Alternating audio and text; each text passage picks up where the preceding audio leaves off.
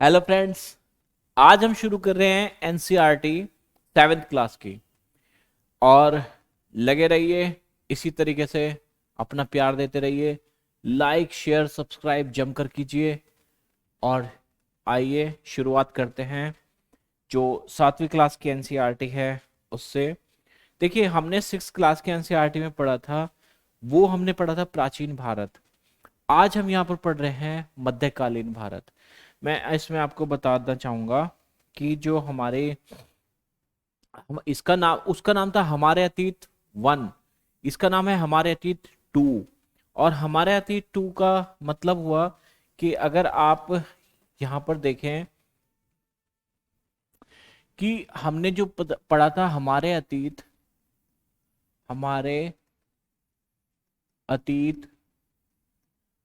1, वो वास्तव में प्राचीन भारत का इतिहास था। इसको आप प्राचीन यानी कि एंशियंट, प्राचीन भारत। और ये जो है हमारे अतीत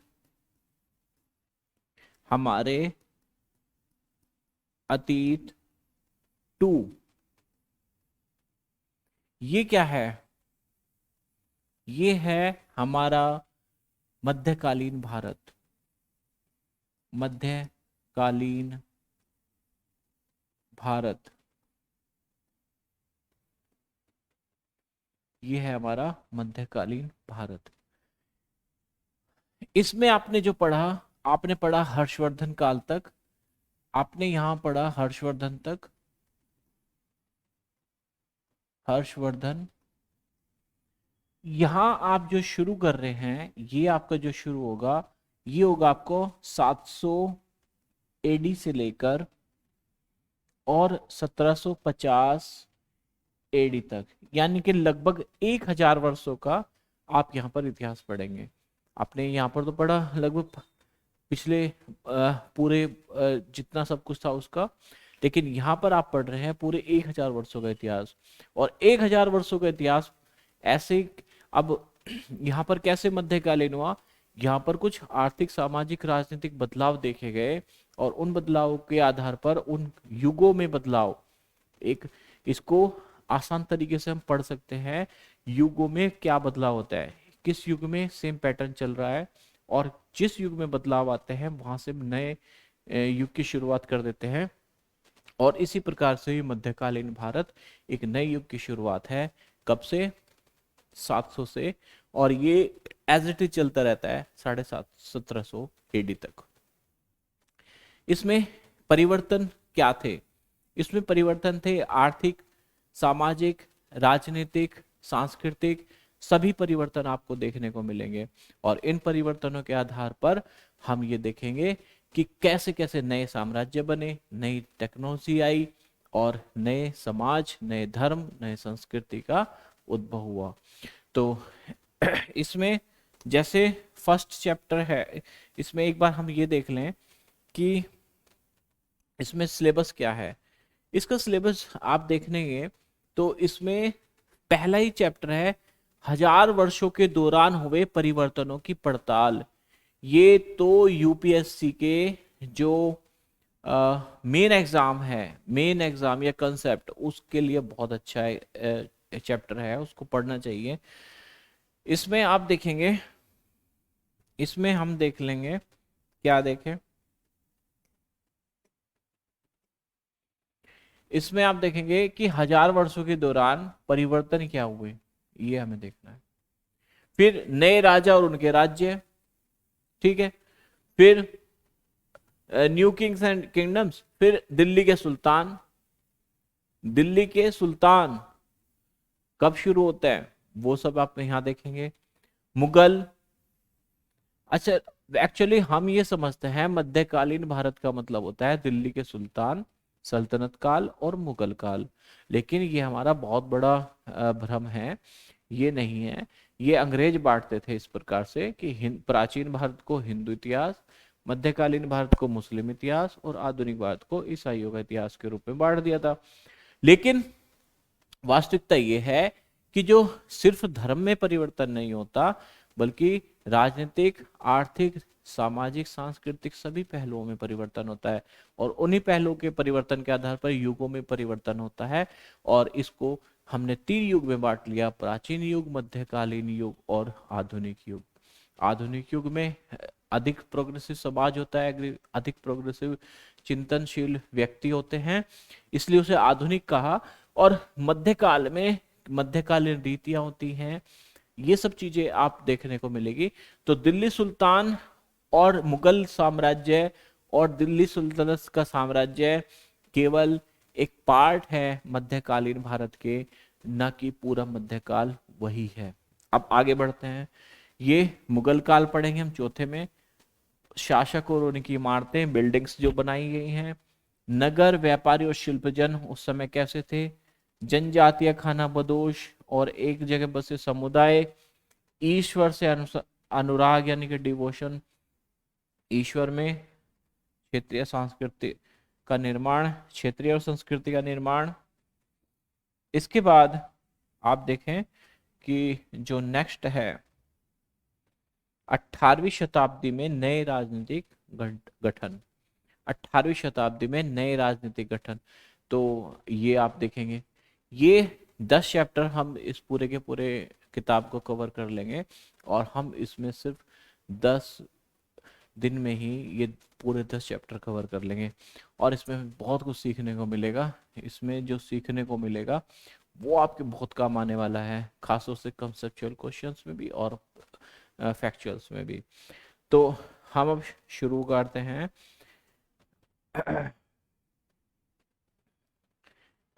चैप्टर नंबर 1। चैप्टर नंबर 1 क्या है हमारा? चैप्टर नंबर 1 है 1000 वर्षों के दौरान हुए परिवर्तनों की पड़ताल। अब देखिए ये क्या है, ये आप देखेंगे ये चित्र कैसा है भाई, ये चित्र कैसा है? ये चित्र है एक अरबी जो विद्वान था अल इदरिस, उसने एक मैप बनाया था। ये मैप है वो, उसने मैप बनाया और उसमें भारत को मुख्य भूमि से और समुद्र तक जोड़ा हुआ बताया गया है। लेकिन इसमें कुछ खास क्लियरिटी नहीं है, लेकिन ये है कब का, बहुत शुरू का 1100 के आसपास। लेकिन अब इसके बाद जो दूसरा मैप आप देख रहे हैं, ये मैप बना है फ्रांसीसी ने और ये है 18वीं सदी का मैप। इसमें आप देखो तो इसमें समुद्र तट बड़े अच्छे तरीके से दिखाई दिए हैं और लेकिन इंटरनल जो है उसमें थोड़ा सा अभी भी है। लेकिन कहाँ वो 1100 गए, 600 साल बाद, 600 साल में तो बहुत चीजें बदल जाती हैं, 600 साल बाद थोड़ी क्लियरिटी आने शुरू हो गई। तो ये मैप के हिसाब से आप देख रहे हैं। अब इन्होंने मैप में, ये आपने देखा परिवर्तन मैप के हिसाब से। अब आगे जो परिवर्तन आप देखेंगे वो देखेंगे इतिहासकार और उनके स्रोत के हिसाब से। अब जैसे आप स्रोत देखेंगे इतिहासकारों के, हाँ एक चीज और देखें, नई और पुरानी शब्दावली। अब देखो इतिहासकारों को बड़े ध्यान से इन चीजों का, शब्दावलियों को भी प्रयोग करना होगा। क्यों? क्योंकि उस युग में उस शब्द का क्या अर्थ था और आज के युग में उस शब्द का क्या अर्थ है, इसमें भी भिन्नता है। क्योंकि भाषा में परिवर्तन आए और उनके सेंस में परिवर्तन आए।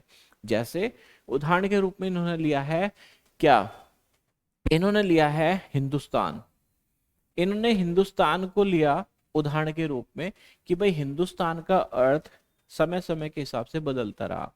कैसे भाई? हिंदुस्तान क्या था? हिंदुस्तान आज क्या है? हिंदुस्तान एक भारत देश, यानी कि हिंदुस्तान दैट इज भारत, यही तो है आज हिंदुस्तान।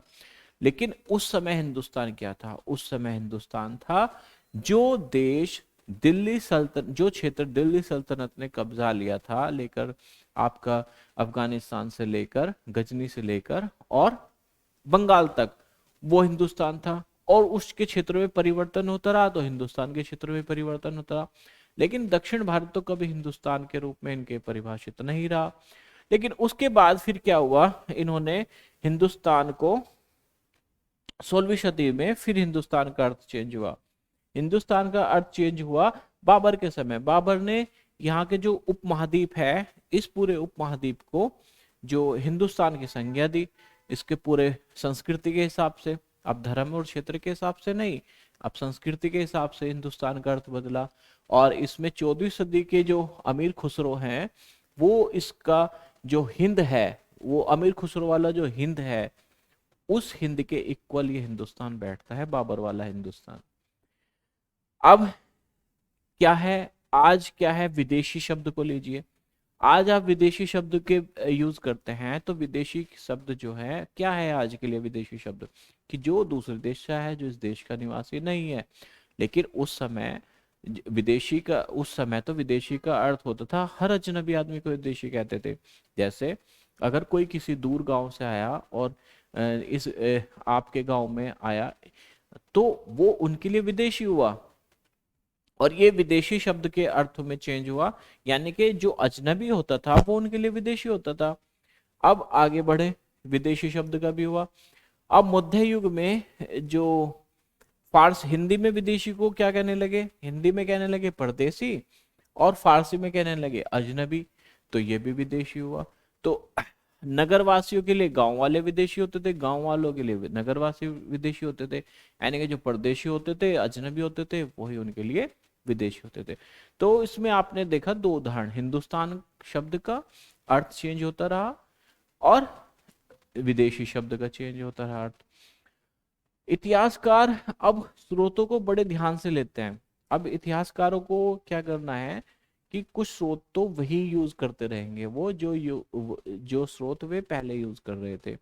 अब देखिए वे स्रोत यूज क्या करते थे, प्राचीन भारत में आपने देखा वो स्रोत यूज करते थे, जैसे अभिलेख थे, है ना, पांडुलिपि थी, तो साहित्यिक थे, लिखित थे, है ना, ये स्रोत पुरातात्विक थे, ये स्रोत तो ये यहाँ पर भी यूज करते हैं। लेकिन यहाँ क्या है कि थोड़ा सा जो लिखित है, थोड़ा सा जो साहित्यिक है, उनकी उपलब्धता अधिक हो गई।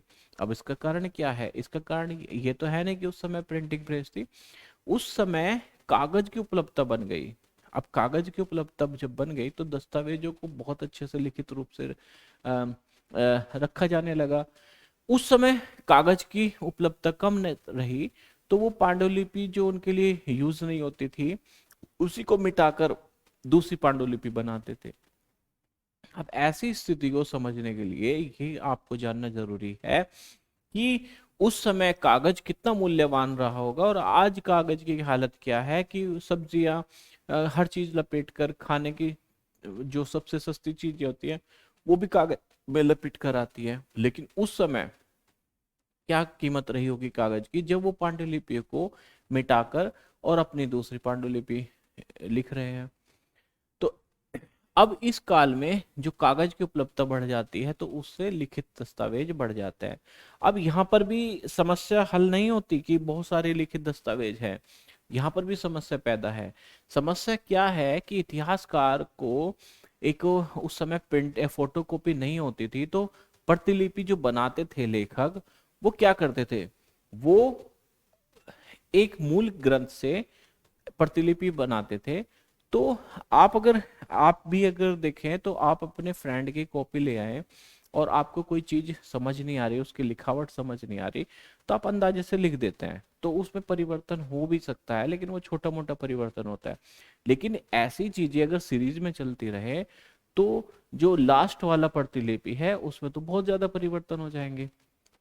तो एक ही ग्रंथ को की सारी प्रतिलिपि इतिहासकारों को ध्यान से पढ़नी पड़ती है, और कहीं कहीं ऐसा हो जाता है कि मूल ग्रंथ तो गायब ही हो जाता है, तो जो प्रतिलिपियां हैं वही आपकी हेल्प करती हैं, और उन प्रतिलिपियों को सबको पढ़ना होता है, फोटोकॉपी नहीं होती वो क्या है, उस आज तो फोटोकॉपी है, आपने एक कितनी सारी कॉपी निकाल ले एक एक बुक की।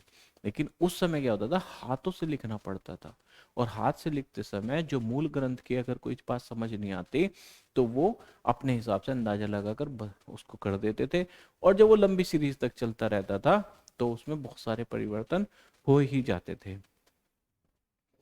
अब इसमें आप देखेंगे, अब कागज का मूल्य भी आपने देख लिया कि एक जगह तो कागज है ही नहीं, एक जगह आप उसको क्या कर रहे हैं, चीजें लिपट लिपट कर। अब जैसे ये है, एक कोई चित्र है, ये क्या कर रहे हैं, ये प्रतिलिपि बना रहे हैं, एक ये मूल ग्रंथ है और ये इसकी प्रतिलिपि बना रहे हैं हाथ से लिखकर।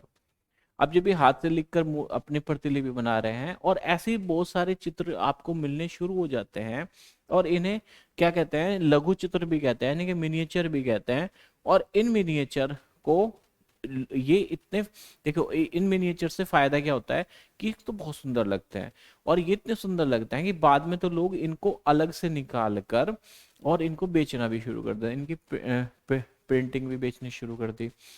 अब इसमें जो परिवर्तन है, अब लिखावट में भी परिवर्तन आप देख सकते हैं। ये लिखावट है, ये थोड़ी डेंस है, और ये खुला हुआ है। और जो ये खुला हुआ है, इसका नाम क्या है, जो इसका नाम है नस्तलिप, नस्तलिक लिपि, जो बाईं ओर से है। और जो दाईं ओर से लिखा है और जो थोड़ा डेंस है, उसको बोलते हैं सिकस्त लिपि। तो सिकस्त लिपि और नस्तलिप, ये आपको चीजें इसमें जानने को, शब्दावलियां मिलेंगी।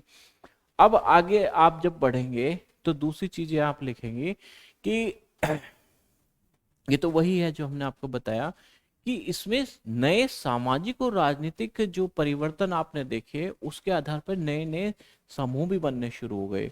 अब ये नए समूह बनने शुरू हो गए, यहाँ पर से हमारी स्टडी शुरू होती है। वो तो बेसिक था जो हमने आपको बताया। अब इसमें जो आप अध्ययन कर रहे हैं नए राजनीतिक और सामाजिक समूहों का, वो सन 700 एडी से 1750 एडी के मध्य कर रहे हैं। सन 700 से और 1750 एडी के मध्य आप इसका जो कर रहे हैं अध्ययन, इसमें 1000 साल को देखते हैं। लेकिन ये बहुत बड़ी चुनौती है। इसमें ऐसा नहीं कि एक तरीके से आप पूरा जैसे पहले करते थे उस हिसाब से कर देंगे। इस बार चुनौती ये है क्योंकि इस काल में परिवर्तन बहुत तेजी से हुए, चाहे वो टेक्नोलॉजी के रूप में आप देखो, चाहे वो धार्मिक रूप में देखो, चाहे वो आप सामाजिक आर्थिक रूप में देखो, वो सब परिवर्तन इसमें बहुत तेजी से हुए। और इसलिए यहाँ पर इतिहासकारों के लिए बहुत चुनौतियां आने वाली है। इस काल में अलग अलग समय पर नई टेक्नोलॉजी के दर्शन होते हैं। अब अलग अलग समय पर काल पर नई टेक्नोलॉजी के दर्शन होते हैं, तो आप देखेंगे क्या सिंचाई के रहट आपको दिखाई देंगे, आपको कताई के चरखे दिखाई देंगे, आपको युद्ध के आग्नेय शास्त्र जैसे बारूद वाले हथियार दिखाई देंगे। अब तक तो आपको दिखाई देते क्या, तीर तलवार भाले, अब तो बारूद का यूज होना शुरू हो गया। तो ये एक भी बहुत बड़ा परिवर्तन रहा। अब इतना ही नहीं, खान पीन में भी परिवर्तन आया। भारतीय उपमहाद्वीप में नए नए प्रकार की फल और सब्जियों के बारे में पता चला।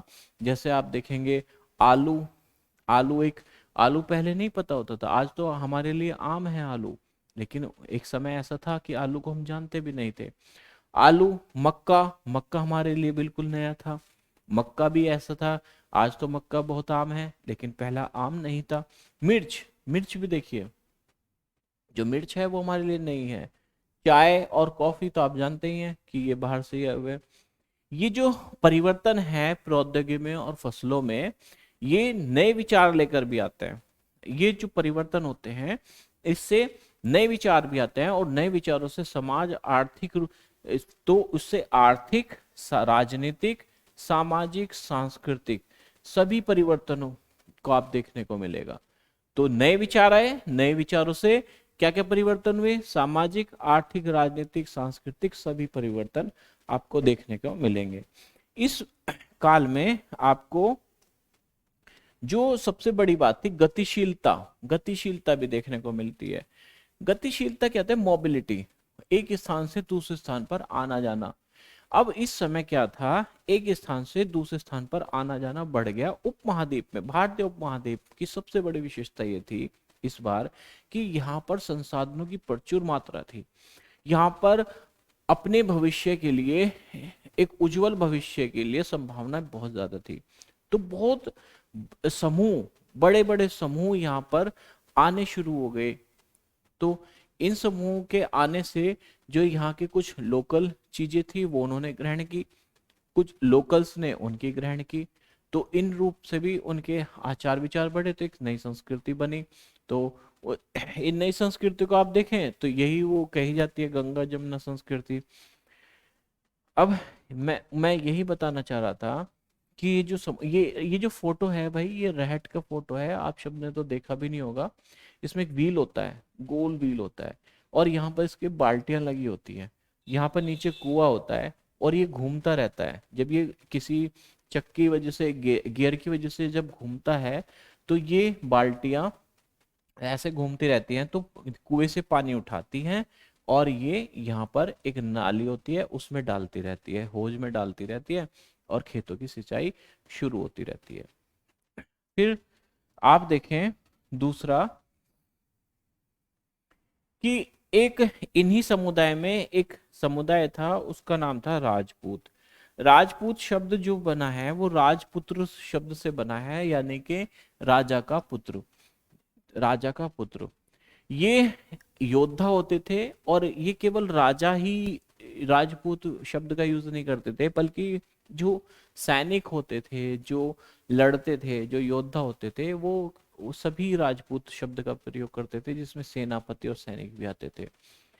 और ये पूरे उपमहाद्वीप में अलग अलग शासकों के अंतर्गत सेवारत रहे। ठीक, इनके जो कवि होते थे, चारण होते थे, वो इनकी प्रबल आचार संहिता, प्रबल पराक्रम और स्वामी भक्ति का गुणगान करते थे। और इस युग में राजनीतिक रूप से इन्होंने बहुत महत्व हासिल किया। और इसके अलावा इस युग में कुछ और लोग भी थे जिन्होंने राजनीतिक महत्व हासिल किया। उसमें राजपूत तो थे ही, मराठा थे, सिख थे, जाट थे, अहोम, कायस्थ, इन्होंने भी अपनी राजनीतिक जो जगह थी वो बनाने में कामयाबी प्राप्त की। अब नेक्स्ट इसमें बढ़े हैं, तो और क्या परिवर्तन देखे, और परिवर्तन देखे कि इस समय कृषि का विस्तार हो रहा था, कृषि का विस्तार हो रहा था, जंगलों की कटाई चल रही थी। अब जंगलों की कटाई चल रही थी, तो वहां पर जो जनजाति लोग थे वो निकल रहे थे बाहर, और जो समाज है, जो कृषि से उनके पास धन बढ़ रहा था और वे मंदिर मठों में अपने आप को जोड़ रहे थे, उससे वो समाज की मुख्य धारा से जुड़ना शुरू हो गए। अब वो जब समाज की मुख्य धारा से जुड़ना शुरू हो गए, और वे क्या करते थे, क्षेत्रीय बाजार, मुखिया, पुजारी, मठ, मंदिरों से प्रभावित होने लगे, और ये बड़े और जटिल समाजों के अंग बन गए। अब ये क्या करते, ये टैक्स देते थे, ये मालिक वर्ग स्थानीय मालिकों की बेगारी भी करते थे। इससे क्या हुआ, उनका किसानों के बीच आर्थिक और सामाजिक अंतर उभर कर आने लगा। अब किसानों के बीच आर्थिक और सामाजिक अंतर उभर कर आने लगा। और इसमें क्या हुआ, अब इसमें कुछ लोगों के पास उपजाऊ जमीन होती थी, कुछ लोग मवेशी पालते थे, और कुछ लोग खेती से खाली समय में दस्तकारें भी कर लेते थे। इस प्रकार से समाज में अंतर बढ़ना शुरू हो गया। अब जब समाज में अंतर बढ़ना शुरू हो गया, तो ये लोग जाति और उपजाति में बंटना शुरू हो गए। अब ये लोग किस में बंटना शुरू हो गए, जाति और उपजाति में। जब समाज में अंतर आया, उनकी पृष्ठभूमि में अंतर आया, उनके व्यवसाय के आधार पर उन्हें ऊंचा और नीचा दर्जा दिया जाने लगा। और लेकिन ये दर्जे स्थायी नहीं थे, याद रखना, ये दर्जे स्थायी नहीं थे, क्योंकि एक जाति जो किसी क्षेत्र में नीचा दर्जा प्राप्त है, वो जरूरी नहीं कि पूरे सभी क्षेत्रों में नीचे दर्जे पर है, वो दूसरे क्षेत्र में ऊंचे दर्जा प्राप्त है। ये सब होता था कि उनके पास कैसी जमीन है, उनके पास कैसे संसाधन है, इन सब चीजों पर निर्भर करता था उनका यह दर्जा। और ये जो जातियां थे, इनके व्यवहारों को नियंत्रण करने के लिए कुछ पंचायतें भी बननी शुरू हुई, गांव के पंचायतें। और ये जातिगत पंचायतें आज भी देखी जाती हैं, जो आपका एरिया देखा जाता है, इसमें नियम बनाए गए, हर जाति के अपने अपने अलग अलग नियम होने लगे। और उन नियमों को फॉलो कौन कराता था, वो कराता था जाति पंचायत। और वो ऐसा नहीं कि केवल अपनी ही जाति के नियमों को फॉलो करते थे, वो अपनी जाति के नियमों को फॉलो करते थे, लेकिन जिस क्षेत्र में रह रहे हैं उस क्षेत्र की संस्कृति को भी एब्जॉर्व करते थे और उसको भी नियमों को मानते थे। तो और ये एक छोटी इकाई की तरह काम करते थे, ये प्रशासन की एक छोटी इकाई की तरह काम करती थी। ठीक है, अब इसमें आप देखते हैं ये जो दूसरा परिवर्तन है वो देखते हैं क्षेत्र और साम्राज्य में। अब आप देखें कि पहले क्या थे, जो क्षेत्रीय शक्तियां थी, जैसे राजपूत हुए, राजपूत उभर कर आए, उसके बाद दिल्ली सल्तनत, मुगल, तुगलक, खिलजी, इस तरीके से इन लोगों ने बड़े बड़े साम्राज्य बना लिए। एक परिवर्तन क्या था इस समय, राजनीतिक परिवर्तन ये था कि यहाँ पर बहुत बड़े बड़े साम्राज्य आपको देखने को मिलते हैं, और इसमें आप तुलना करें तो कुछ कम समय के लिए हैं और कुछ अधिक समय के लिए हैं। तो आप इसमें देखेंगे एक तो विशाल साम्राज्य, आप इसमें देखेंगे एक तो विशाल साम्राज्य, विशाल साम्राज्य आप देखेंगे। और दूसरा आप इसमें एक चित्र और दिखाया गया है, मैप दिखाया गया है इसमें, और इस मैप के अंतर्गत आप देखेंगे कि बताया गया है कि उस समय देखो ये जो इनके लोग होते थे, इनके जो इतिहास लिखते थे, वो अतिशयोक्ति भी बहुत करते थे। इतिहासकारों को इस बात में बहुत सचेत रहना होता है कि क्या वो कितनी अतिशयोक्ति वो कर रहे हैं। इसमें एक इनके इतिहासकार है शहाबुद्दीन उमरी, उसने ये जो पूरा क्षेत्र दिखाया है ये मोहम्मद बिन तुगलक का दिखाया है, कि उसमें बताया गया है कि उसके पास कितने सारे जो क्षेत्र थे वो थे। और इस क्षेत्र में वो बताता है कि इसके पास लगभग 24 क्षेत्र थे, पूरे भारत को 24 क्षेत्रों में इसने बांटा हुआ था, और ये क्षेत्र थे। ये पूरा मैप का आप एक बार पॉज करके इसका अध्ययन कर लेंगे तो बहुत अच्छा रहेगा। ये क्या हो गया, इतना बड़ा क्यों हो गया, देखे, हाँ ये देखें, ये इसका आप पॉज करके एक बार अध्ययन कर लें। और ये देखिए, ये पूरा का पूरा एरिया क्षेत्र 22 में बांटा गया है, और ये मोहम्मद बिन तुगलक का दिखा दिया है ऊपर से नीचे तक पूरा का पूरा। अब इसमें ये देखते हैं, इसमें अतिशयोक्ति भी होती है, इन परिवर्तनों को देखते हैं। अब इन अतिशयोक्तियों को देखेंगे तो आप देखेंगे कि शासक लोग इस उपमहाद्वीप के भिन्न भिन्न भागों पर अपने अधिकार का उल्लेख क्यों करते रहते हैं। वो अपने जो इतिहासकार होते हैं, उनके जो दरबारी होते हैं, उनको क्यों प्रोत्साहित करते हैं कि आप ये भी बताओ कि वो क्षेत्र भी हमारा है, वो भी। ये सब कुछ निश्चित नहीं था, हर राजा, हर शासक दावा ठोकता रहता था। कोई बॉर्डर लाइन, आज की आधुनिक बॉर्डर लाइन तो उस समय थी नहीं, जिसने जब कब्जा कर लिया वो उसी का हो गया। अब ये भाषा और क्षेत्र के बारे में अमीर खुसरो ने बताया है कि भारत के प्रत्येक क्षेत्र पर भाषाएं बदलती रहती थी, लेकिन सभी जगह अलग अलग, लेकिन एक कॉमन भाषा भी थी जिसको संस्कृत कहते हैं, और जिसका ज्ञान सिर्फ ब्राह्मणों को होता था, और इसीलिए उन ब्राह्मणों का एक अलग ही स्थान होता था संस्कृत भाषा के कारण। तो इन्होंने ये बताया अमीर खुसरो ने। अब दूसरा जो ये है, आप जो इसमें देखेंगे कि 18वीं शताब्दी में मुगल वंश पतन के ढलान पर था, और इसके फलस्वरूप क्या होने लगे, क्षेत्रीय राज्य फिर से उभरने लगे। क्षेत्रीय राज्य पहले थे, फिर उनसे खत्म होकर बने मुगल, और मुगलों के बाद फिर क्षेत्रीय राज्य उभर कर सामने आए।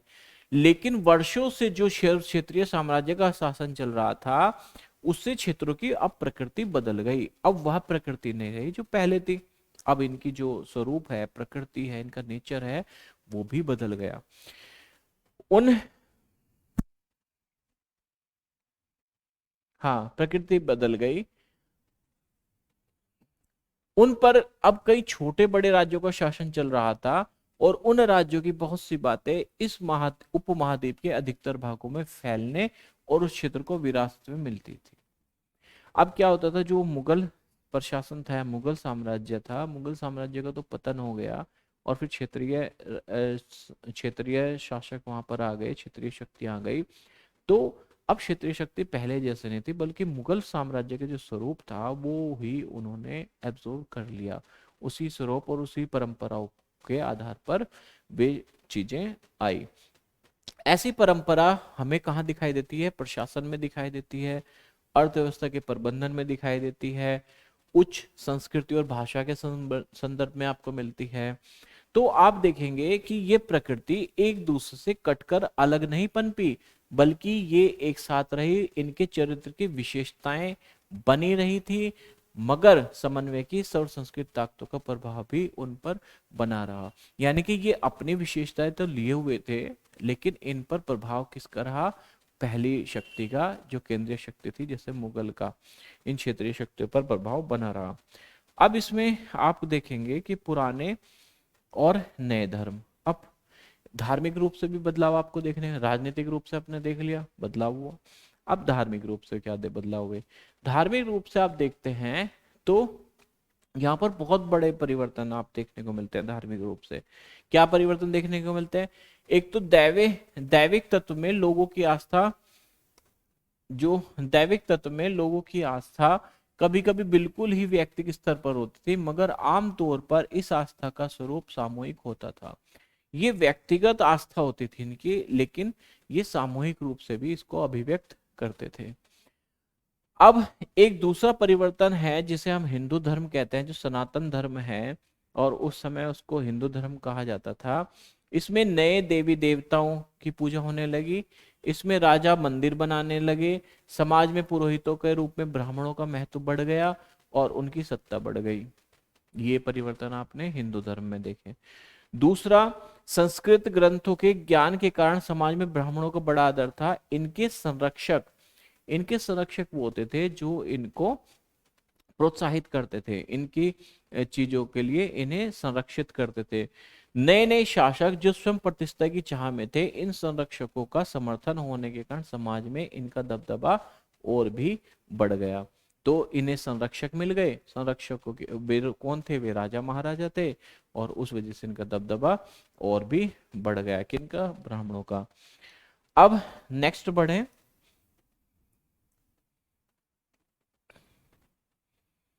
अब इसमें क्या और परिवर्तन देखने को मिलते हैं, एक भक्ति की अवधारणा में परिवर्तन देखने को आपको मिलेगा।